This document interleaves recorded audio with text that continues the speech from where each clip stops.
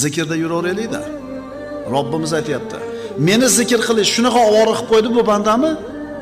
Nimani so'rash kerakligi esdan ham chiqib qoldi. Hech narsa emas.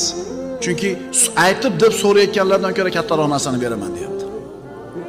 Ya'ni agar Allohning zikri, Allohning toati sizni mashg'ul qilgan bo'lsa, odamlarga xizmat qilish, haloyiqqa foydam tegsin degan narsa sizni band qilib qo'ygan bo'lsa, Alloh aytayaptiki, ey banda, sen meni rozi qilishingdan ovora bo'l.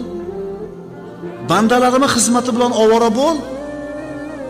Sen so'ragandan ziyodasini beraman.